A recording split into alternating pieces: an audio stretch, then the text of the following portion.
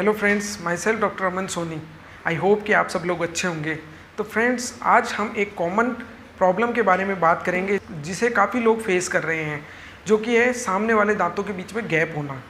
क्यों हो जाता है सामने वाले दांतों के बीच में गैप, उसके बारे में आज हम डिस्कस करेंगे। सामने वाले दांतों के गैप को मेडिकल टर्म्स के अंदर डायस्टेमा कहते हैं। अगर आपके सामने वाले दांतों के बीच में गैप है तो वो हार्मफुल नहीं है, पर वो दिखने में ऑड लगता है, तो हमें उसे ठीक करवाना चाहिए जिससे कि हम पहले से और भी ज़्यादा खूबसूरत दिखाई दें। तो इसके कॉमन कारण क्या हैं और इसका इलाज क्या है, उसके बारे में मैं आज आपको बताऊंगा। इसका सबसे कॉमन कारण है कि आपके जबड़े आपके दांतों के कंपैरेटिव बड़े हों। अगर आपके दांत नॉर्मल साइज़ के हैं पर आपके जबड़े बड़े हैं तो आपके दांतों के बीच में गैप बन सकता है। उसके अलावा अगर आपके सभी दांत कुछ नॉर्मल साइज़ के हैं पर उनमें से कुछ दांत कुछ छोटी साइज़ के हैं तो भी आपके दांतों के बीच में गैप रह सकता है। इसके अलावा अगर आपका कोई दांत मिसिंग है, अगर आपका कोई दांत नहीं है या आपने निकलवा दिया है तो भी आपके दांतों के बीच में गैप बन जाएगा। अगर आपका कोई दांत निकल चुका है तो धीरे धीरे करके जो दांत प्रेजेंट है वो दांत उस खाली स्पेस की तरफ बढ़ने लगेंगे। अगर वो उस खाली स्पेस की तरफ बढ़ने लगेंगे तो आपके और दांतों के बीच में भी गैप बनने लगेगा। तो अगर आपका कोई दांत मिसिंग है तो फिर आपको उसे जल्दी से जल्दी वापस से लगवा लेना चाहिए। इसके अलावा अगर आपका लेबियल फ्रीनम, मतलब जो ऊपर वाले होठ हैं उससे अंदर की तरफ एक मसल जुड़ी हुई रहती है जिसे कि लेबियल फ्रीनम बोला जाता है। अगर लेबियल फ्रीनम मसूड़ों में ज़्यादा नीचे तक आ रही है तो आपके सामने वाले दो दांतों के बीच में गैप बन जाएगा।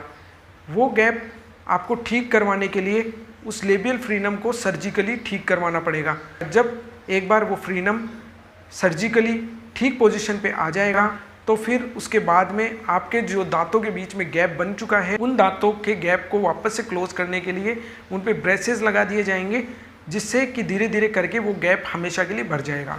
इसके अलावा अगर आपको कोई पेरियोडोंटल प्रॉब्लम है, आपको पायरिया है, पेरियोडोंटाइटिस है, जिंजीवाइटिस है, तो आपके मसूड़े धीरे धीरे ऊपर की तरफ या नीचे की तरफ खिसकने लगेंगे जिससे कि आपके दांतों के बीच में गैप बनना चालू हो जाएगा।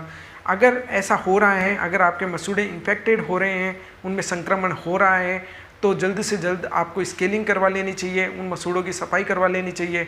मसूड़ों की सफाई करवाने के बाद में धीरे धीरे करके मसूड़े वापस से ग्रोथ करेंगे और आपका जो गैप है वो समय रहते भर सकता है। कुछ लोगों के अंदर ये भी पाया गया है कि वो खाना गलत तरीके से निगलते हैं। खाना चबाने के बाद में कुछ लोग खाने को इस तरीके से निगलते हैं कि उनकी जीभ सामने वाले दांतों को टच होती है, मतलब उन सामने वाले दांतों को वो धकेलती है। जब जीभ सामने वाले दांतों को धकेलेगी आगे की तरफ तो धीरे धीरे करके उनके अंदर गैप बनना चालू हो जाएगा। उस गैप को ठीक करने के लिए आपको ये गलत हैबिट को छोड़ना पड़ेगा और अगर आप उसे नहीं छोड़ पा रहे हैं तो आप डॉक्टर के पास में जाएं। नॉर्मली होता ये है कि जब हम खाना चबा करके निगलते हैं तो हमारी टंग हमारे माउथ के रूफ को टच होती है, पर कुछ लोगों के अंदर ऐसी हैबिट होती है कि वो जीभ को बाहर की तरफ धकेलते हुए खाने को निगलते हैं जिससे कि उनके सामने वाले दांतों में गैप बनना चालू हो जाता है। धीरे धीरे करके वो दांत ऊपर की तरफ उठने लगते हैं और दांतों के अंदर गैप बनने लगता है। कुछ पेशेंट्स के अंदर बैड हैबिट्स रहती है जैसे कि थंब सकिंग, लिप सकिंग।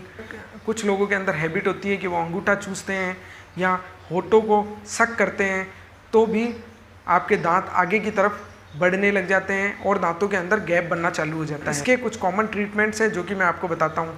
इसका सबसे कॉमन ट्रीटमेंट है दांतों के बीच में बने हुए उस डायस्टेमा को क्लोज करने के लिए सबसे कॉमन ट्रीटमेंट है दांतों में ब्रेसेस लगना।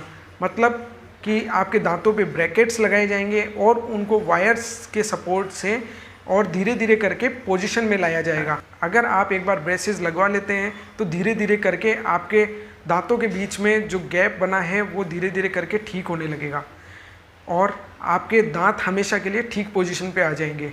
इसके अलावा दूसरा ट्रीटमेंट है वीनियरिंग।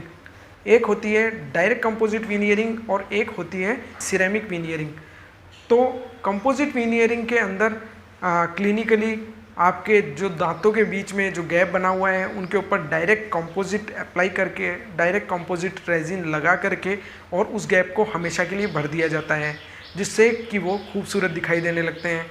और एक होता है सिरेमिक वीनियरिंग, जिसके अंदर आपके जिन दांतों के बीच में गैप है उनका एक इम्प्रेशन लिया जाता है और फिर उसका एक सिरेमिक वीनियर बन करके आता है जो कि आपके उन दांतों के ऊपर लगा दिया जाता है, जिससे आपके दांत काफ़ी खूबसूरत दिखाई देने लगते हैं। इसके अलावा अगर आपके दांतों के बीच में कुछ ज़्यादा ही गैप है तो आप उनके ऊपर क्राउन लगवा सकते हैं जो कि सालों साल चलेगा।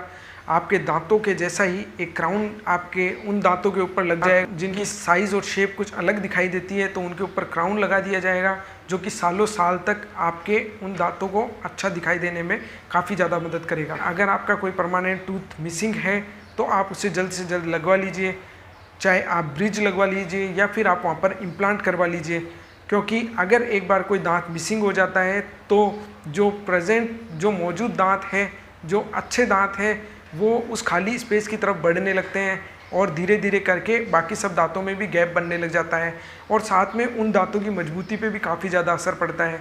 तो उसके लिए अगर आपका कोई दांत आपने निकलवा दिया है तो आप जल्द से जल्द उस दांत को लगवा लीजिए। तो फ्रेंड्स, ये कुछ सिंपल प्रोसीजर्स हैं जो कि आप टाइम रहते अगर करवा लेते हैं तो आपके दांत काफ़ी अच्छे दिखाई देंगे, आपकी पर्सनैलिटी में भी काफ़ी ज़्यादा फ़र्क पड़ेगा, आपको अच्छा फील होने लगेगा। और अगर आपको मेरा ये वीडियो पसंद आया हो तो please like, share and subscribe करना ना भूलें। Thank you so much.